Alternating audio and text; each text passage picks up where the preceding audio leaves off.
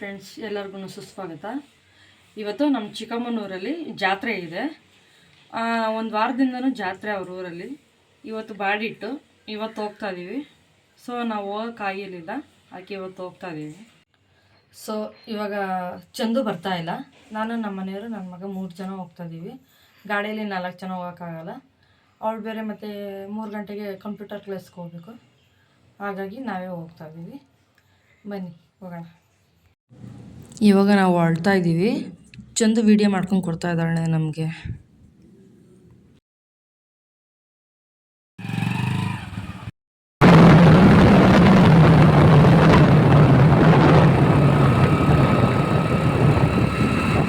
Guys, ಇವಾಗ ಏನು ಹತ್ರ ಸ್ವಲ್ಪ ಬಂದಿದ್ದೀವಿ.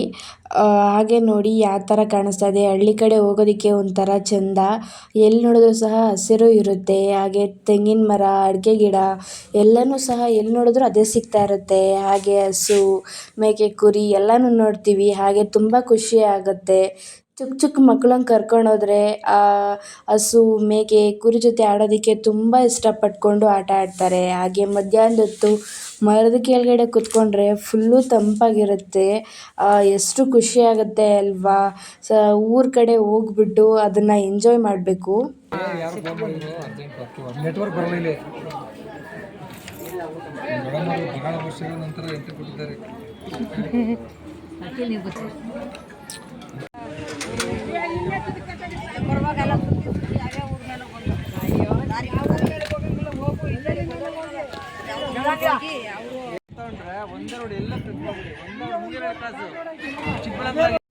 ಗೈಸ್, ಇವಾಗ ಬರ್ತಾ ಇದ್ದಾರೆ ರಿಟರ್ನ್ ಅವರು. ನಮ್ಮ ಅಜ್ಜಿ ಹಾಗೆ ನಮ್ಮ ತಾತ ಎಲ್ಲರೂ ಸಹ ಹೋಗಿದ್ರು. ನಮ್ಮ ಅತ್ತೆ ಎಲ್ಲರೂ. ನಾನೊಬ್ಬಳೇ ಮಿಸ್ಸಿಂಗ್ ಆಗೋಗಿದ್ದೆ ಅಲ್ಲಿ. ಹಾಗೆ ನನ್ನ ತಮ್ಮ ನೋಡಿ ಆ ಥರ ತೀಟೆ ಮಾಡ್ತಾ ಇದ್ದಾನೆ. ನಮ್ಮಮ್ಮ ವೀಡಿಯೋ ಮಾಡ್ಕೊತಾ ಇದ್ರು ಅಂತ ಹೇಳ್ಬಿಟ್ಟು ಅವನು ಕೈ ತೋರಿಸ್ಕೊಂಡು ಹಾಯ್ ಮಾಡ್ತಾ ಇದ್ದಾನೆ. ಅವ್ನು ಕೂದಲು ನೋಡಿ ಎಷ್ಟು ಕ್ಯೂಟಾಗಿ ಕಾಣಿಸ್ತಾ ಇದೆ ಅಂತ ಹೇಳ್ಬಿಟ್ಟು. ಒಂದು ಔಟ್ಫಿಟ್ ನೀವು ನೋಡಬೇಕಾಗಿತ್ತು, ಎಷ್ಟು ಚೆನ್ನಾಗಿ ಕಾಣಿಸ್ತಾ ಇತ್ತು ಅಂತ. ಬಟ್ ಅವ್ನು ವೀಡಿಯೋ ಮಾಡ್ಕೊಳ್ಳೋದಕ್ಕೆ ತಾವು ನಿಂತ್ಕೊತಾನೆ ಇರಲಿಲ್ಲ. ಅವ್ನ ಔಟ್ಫಿಟ್ ಮಾತ್ರ ಸೂಪರಾಗಿತ್ತು. ಹಾಗೆ ಅಪ್ಪ ಮತ್ತು ಅವನು ಇಬ್ಬರು ಮ್ಯಾಚಿಂಗ್ ಟ್ವಿನ್ನಿಂಗ್ ಹಾಕ್ಕೊಂಡ್ಬಿಟ್ಟಿದ್ರು. ಫೋಟೋ ಇಡ್ಸ್ಕೊಳ್ಳೋಣ ಅಂತ ಅಂದ್ಕೊಂಡಿದ್ರು, ಬಟ್ ಅವನು ಬರಲೇ ಇಲ್ಲ. ಇವಾಗ ಬಂದ್ವಿ, ಸಿಕ್ಕಾಪಟ್ಟೆ ಮಳೆ. ಸೊ ಇವಾಗ ಫೈನಲಿ ಮನೆಗೆ ಬಂದ್ವಿ. ಸಿಕ್ಕಾಪಟ್ಟೆ ಮಳೆ. ಈಗ ಫ್ರೆಶ್ ಅಪ್ ಆಗಿ ಕಾಫಿ ಕುಡಿಬೇಕು. ಕಾಫಿ ಕುಡಿದು ಆಮೇಲೆ ಏನು ಮಾಡೋಣ ಸಮರ್ಥ? ನೀನು ಊಟ ಮಾಡಲಿಲ್ಲಲ್ಲ ಅಲ್ಲಿ? ಯಾಕೆ ಇವನು ಉಪವಾಸ ಇದ್ದಾನೆ. ಆಯ್ತಾ? ಈಗ ಹಾಲು ಕುಡಿದು ಬಿಡು. ಆಯ್ತಾ? ಹಾಲು ಕುಡಿದ್ಯಾ? ಓಕೆ. ನೈಟ್ ಡಿನ್ನರ್ಗೆ ಏನು ಮಾಡ್ತಾ ಇದೆಯಾ? ಮಶ್ರೂಮ್ ಗ್ರೇವಿ ಹಾಗೆ ಚಪಾತಿ. ಓಕೆ, ಮಾಡಿಕೊಡು. ಹಾಂ, ಸರಿ. ಅಮ್ಮ, ಅದಕ್ಕೆ ಬೇಕಾಗಿರೋವಂಥ ಪದಾರ್ಥ ಯಾವುದು? ಶುಂಠಿ, ಉಪ್ಪು, ಧನಿಯಾ ಪುಡಿ, ಅರಿಶಿನ, ಖಾರದ ಪುಡಿ, ಜೀರಿಗೆ, ಮೆಣಸು ಹುರಿದ್ಬಿಟ್ಟು ಪೌಡ್ರ್ ಮಾಡಿ ಮಾಡ್ಕೊಬೇಕು. ಮತ್ತು ಮಶ್ರೂಮು ಒಂದು ಪ್ಯಾಕೆಟ್ ತೊಗೊಂಡಿದ್ದೀನಿ. ಅದನ್ನು ಚೆನ್ನಾಗಿ ವಾಶ್ ಮಾಡ್ಕೊಂಡು ಮೇಲೆ ಸಿಪ್ಪೆ ತೆಕ್ಕೊಂಡಿದ್ದೀನಿ ನಾನು. ನೆಕ್ಸ್ಟ್ ಕೊತ್ತಂಬರಿ, 1 ಟೊಮೆಟೊ, 3ರಿಂದ 4 ಬೆಳ್ಳುಳ್ಳಿ ಅಸಲು, ಕರಿಬೇವು, 1 ಈರುಳ್ಳಿ, 2ರಿಂದ 3 ಮೆಣಸಿನ್ಕಾಯಿನ ಕಟ್ ಮಾಡ್ಕೊಂಡಿದ್ದೀನಿ. ಫಸ್ಟಿಗೆ 1 ಸ್ಪೂನಷ್ಟು ಮೆಣಸು, 2 ಸ್ಪೂನಷ್ಟು ಜೀರಿಗೆ, ಇವೆರಡೂ ಮಿಕ್ಸ್ ಮಾಡಿಬಿಟ್ಟು ಹುರ್ಕೊತೀನಿ. ಈಗ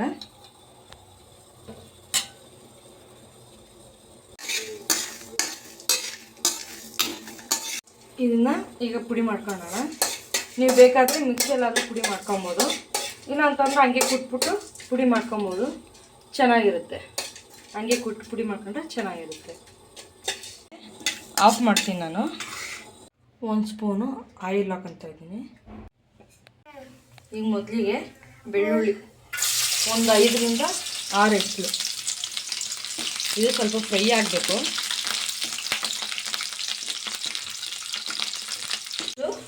ಕರಿಬೇವು,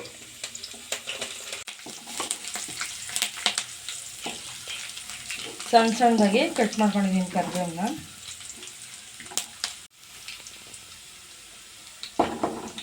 ಒಂದು 2ರಿಂದ 3 ಹಸಿಮೆಣಸಿನ್ಕಾಯಿ,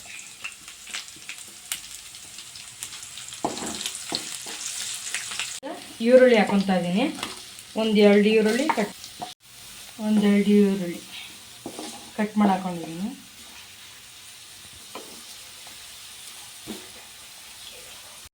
ಈಗ ನೆಕ್ಸ್ಟು ಟೊಮೆಟೊ ಹಾಕೊತಾ ಇದ್ದೀನಿ. ಈರುಳ್ಳಿ ಸಣ್ಣದಾಗಿ ಕಟ್ ಮಾಡಿದ್ದೀನಿ ಮತ್ತು ಟೊಮೆಟೊನು ಸಣ್ಣದಾಗಿ ಕಟ್ ಮಾಡಿದ್ದೀನಿ.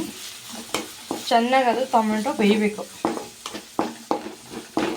ಮುಂದೆ ಒಂಚೂರು ಶುಂಠಿ ಪೇಸ್ಟು,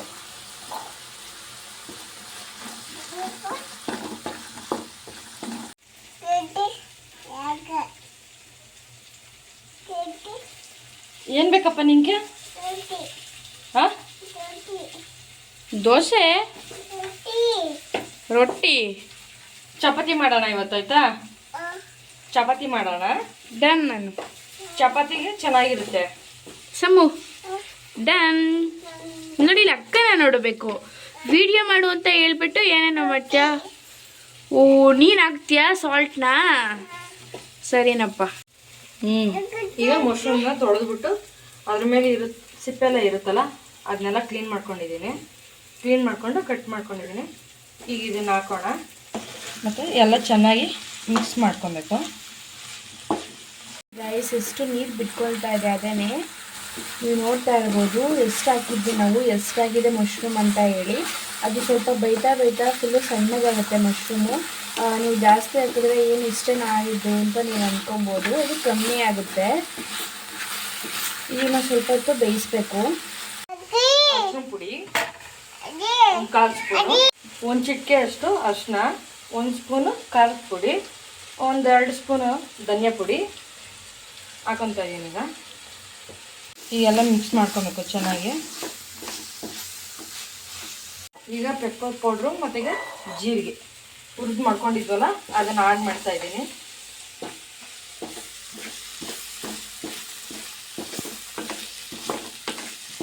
ಸಾಲ್ಟ್ ಹಾಕ್ತಾ ಇದ್ದೀನಿ. ಈಗ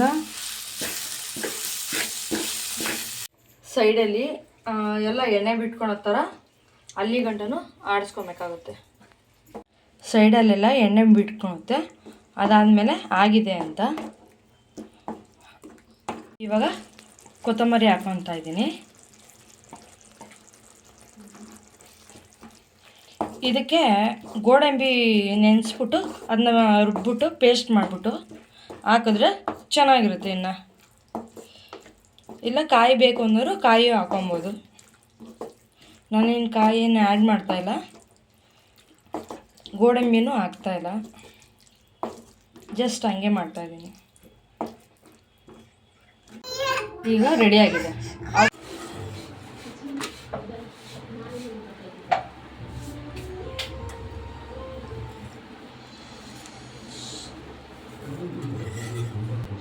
ಈಗ ಫೈನಲಿ ನಾನು ಚಪಾತಿನ ಸುಟ್ಕೊತಾ ಇದ್ದೀನಿ. ಸುಟ್ಕೊಂಡಿದ್ದಾಯಿತು.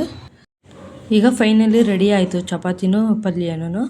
ಇದನ್ನು ನೀವು ಟೇಸ್ಟ್ ಮಾಡಿ ನೋಡಿ ಹೇಗಿತ್ತು ಅಂತ ನನಗೆ ಕಮೆಂಟ್ ಬಾಕ್ಸಲ್ಲಿ ತಿಳಿಸಿ. ಲೈಕ್ ಮಾಡಿ, ಶೇರ್ ಮಾಡಿ, ಕಮೆಂಟ್ ಮಾಡಿ. ಹಾಗೆ ಈ ಬ್ಲಾಗ್ನ ಎಂಡ್ ಮಾಡ್ತಾಯಿದ್ದೀನಿ. ನೆಕ್ಸ್ಟ್ ವೀಡಿಯೋಗೆ ಸಿಗ್ತೀನಿ. ಬಾಯ್, ಟೇಕ್ ಕೇರ್, ಶುಭರಾತ್ರಿ. ಹಾಗೆ ಈ ವ್ಲಾಗ್ ನಾನು ಇಲ್ಲಿಗೆ ಎಂಡ್ ಮಾಡ್ತಾ ಇದ್ದೀನಿ. ಮತ್ತೊಂದು ಹೊಸ ವಿಡಿಯೋ ಜೊತೆಗೆ ನಾನು ನಿಮಗೆ ಸಿಗ್ತೀನಿ. ಟೇಕ್ ಕೇರ್, ಬಾಯ್.